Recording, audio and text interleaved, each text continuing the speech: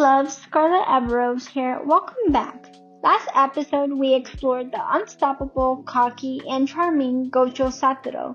Today we're diving into the main protagonist of Jujutsu Kaisen, the heart and the courage behind the story of Yuji Itadori. If you're new to the series, don't worry. We'll keep it fresh and exciting as we uncover what makes him such a compelling character. Before we jump in, thank you all for the support on the new anime transition. It's exciting to start something new, characters with you, and your engagement makes all of this so much fun and rewarding. Yes, I cannot believe we're on episode 39, you guys. I am super excited to start this, and if you guys want to catch up to what I'm talking about with the new transition, there's I'm gonna put Gojo's episode up here, and you guys can watch that so I don't have to explain so much about Jujutsu Kaisen. You guys can watch the video over there. I really want to say thank you for all the support and how patient you guys are with this. I'm still getting used to talking about JJK because I've been so used to talking about Hunter x Hunter, which don't worry you guys, I will still be talking about Hunter x Hunter no matter what. It's my ultimate anime. You guys should know that by now. Yeah, I'm really excited. I cannot believe we're on episode 39 and we're going to be hitting episode 40, which we already have a character for that, which I'll probably announce towards the end of this video. If you guys want to follow me, I have my socials down below, and yeah, let's get started. Segment 1, Backstory and Personality. Yuji Itadori starts as an ordinary high schooler, but his life changes dramatically when he becomes the host of a cursed energy named Sukuna. We'll start with Itadori's core traits. He's kind-hearted, selfless, and incredibly brave. Always protects others even at his own risk. So, before I continue with Itadori, so he was taking care of his grandpa for the longest time, and his grandpa was very grouchy, was very, I don't want to see him, but he does love his grandson. We don't know much supposedly we don't know much of Itadori's family until we kind of do. So, basically, before, spoiler ahead, his grandfather dies, and the last thing he tells Itadori is that do not end up like him. Do not end up bitter or cold-hearted. Be kind, be lovable. Don't waste your time. Spend time with the people you love. And Itadori does that. And, Gojo takes him under his wing 'cause his energy, humor, and relatable makes him a perfect entry point for viewers new to Jujutsu Kaisen. Now, we're gonna go into Sukuna. Sukuna is an ancient curse with his own mind, dark, cunning, and powerful. Even though Yuji and Sukuna share the same body, they're completely different personalities. Oh yeah, Sukuna is an ancient cursed sorcerer that he fought many other high sorcerers before, but he's like the OG. He's like the final boss character. And he's very cunning. He has tattoos all over him that actually means in Japanese that he's done the worst of the worst crimes. He's very cunning. He's very selfish. He doesn't care about anyone unless himself, and he wants to rule the world, which is what Itadori and the others are trying to prevent.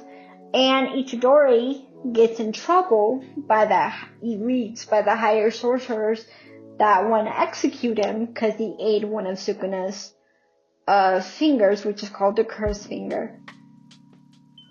But Gojo, the OG, saves his life and rebukes Itadori's execution unless he goes with Gojo to this school called Jujutsu High, where he meets a lot of friends, a lot of high sorcerers, and yeah, Sukuna only helps when it benefits it. But the main work really does go to Itadori because he does all the work. Sukuna sits back, but he comes out when he wants to play. That's the thing about him. Let's see. The dynamic between them. Yuji's human heart versus Sukuna's danger power causes tension and drama, like what I just said. Watching Yuji navigate impossible situations while sharing his body with Sukuna is a part of what makes the story so engaging. Oh yes, they fight. It's kind of funny and sad because when Yuji is really, really in trouble, Sukuna just saves him because he's like, no bro, I need to use your body. Yeah, like once I take over, bro. The backstory teaser, a little less spoiler for you guys. There are family ties and past events that add depth, but today we'll focus on Itadori's courage, choices, and growth. So, Yuji is more than a host. He's a teenager learning to face impossible odds while facing true to himself. Yeah, he suffers with a lot of guilt because he loses a lot of people. And currently watching season 3, spoilers ahead, he goes through this game called the curling game. And he's facing a judge right now, which I'm not going to say much because I'm currently watching season 3. We'll see what happens in the next episode. I'm really excited. But yeah, Itadori and Sukuna are completely different people. Segment 2, Abilities and Style. While Gojo may be nearly unbeatable, Yuji's strength comes from adaptability, quick learning, and resilience. He masters curse technique with guidance from Gojo and other sorcerers. His bond with Sukuna adds a unique layer to tension and storytelling. Even without years of experience, his cleverness, bravery, and heart pulls him in the spotlight in every fight. So basically, like I said, Itadori is not a Mary Sue. He goes through a lot of things throughout his life, but when he was a normal high schooler, he faced things head on without fear. And he learned martial arts. He knows how to fight really well. Like, even without experience, he knew what he was getting himself into. Once his heart is in it, you cannot change this boy's mind. He will go in it whether Itadori's risking his life or not. He doesn't care. And Sukuna, like I said, Sukuna is just there unless it benefits him. And I forgot to mention this. Sukuna can also, like, I don't know how to describe it, but if a person is able to handle him, like when he's because he can go into each person's body differently, but they have to be of high source. Because if it was like a human being like you and I, we would not be able to resist it because he's so powerful, and Itadori is the only one that can handle him. So, but Itadori does it with full heart. He's completely funny, and what's completely hilarious is that he has a huge crush on Jennifer Lawrence, and I think I might be wrong. I think Jennifer Lawrence knows about it. I haven't really seen what she said about it. I might put in the text down below, but I think she found it funny. But yeah, they put a lot of pop culture. JJK does put a lot of pop culture into that, and I love it. Segment 3, Fan Appeal and Charm. Yuji draws viewers in because he's relatable, flawed, and compassionate. He faces impossible odds but refuses to give up.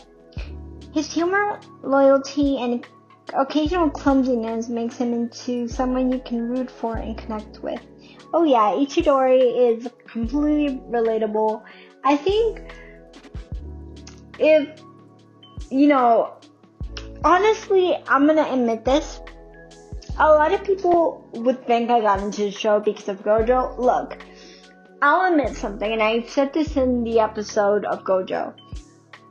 The thing about it, it just happens. Yeah, if you, I'm just saying, anybody new to the anime community, welcome.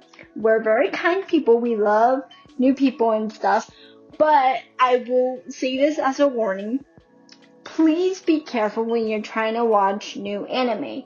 Because a lot of people, whether it be on TikTok, Instagram, anywhere, you will get spoiled, unfortunately. Unless if you're really, really good at avoiding it, which is highly impossible. But, I got into JJK. A lot of people might think, oh, it's because of the Gojo. Yes and no. I got into JJK because, one, I'll just admit it, I was running out of material of Hunter x Hunter. I will still make Hunter x Hunter analysis, don't worry. But, it's I was running out of material, so I'm like, you know what? Let me watch JJK. It has to be good. And Itadori got me hooked. I ain't gonna lie. He was really sweet and everything, which I thought, and like I said with the spoilers, I thought Itadori was already the bad guy, which I didn't know it was Sukuna. I thought Itadori just looked like that, right? And stuff. And I love Itadori because I love really kind characters. They remind me so much of myself, and trying to be a kind person each day and not giving up on things. But I love it when characters also have a kind heart, but they don't show that they're always kind. They have flaws, but they're trying to be the best they can.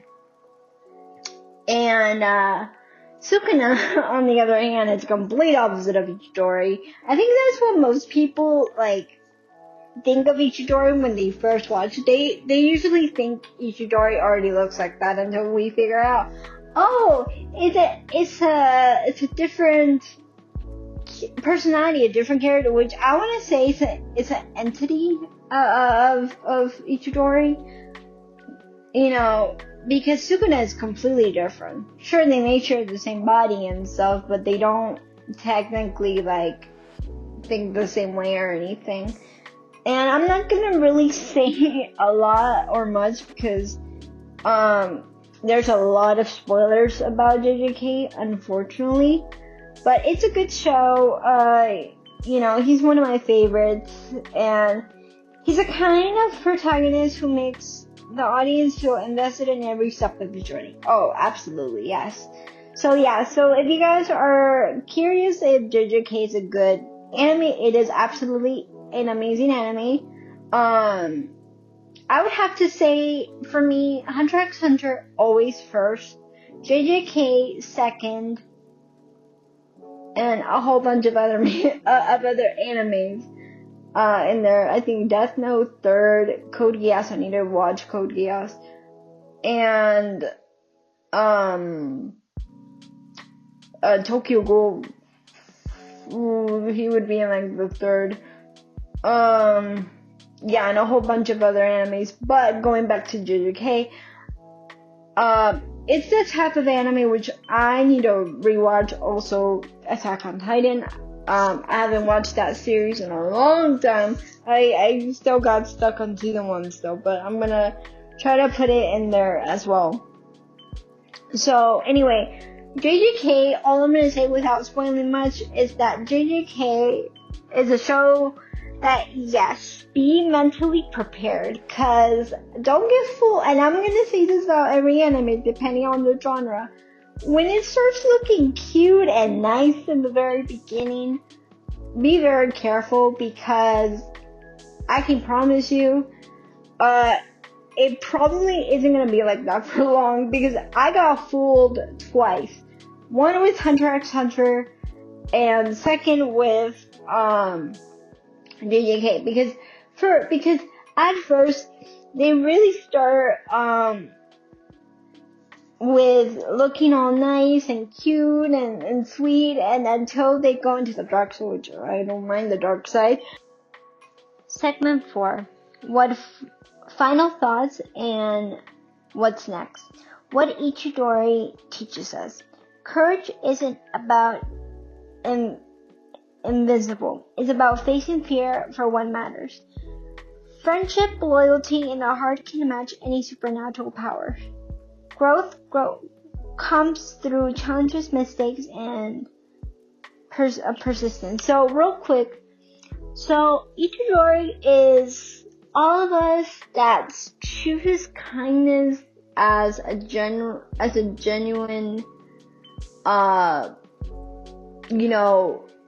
feeling, and chooses to be kind regardless of what you go through, and that's what Itadori does. Sukuna is like the complete opposite. Sukuna would be a symbolism maybe for your bad moods, or or whatever I like to think of it like, Sukuna is like the bad thoughts, the little negative voice. But if you keep ignoring that negative voice and try to be kind, you can make it through a lot of things. It's not easy. I can tell you that. It is not easy being a kind person. There's multiple times where you feel like,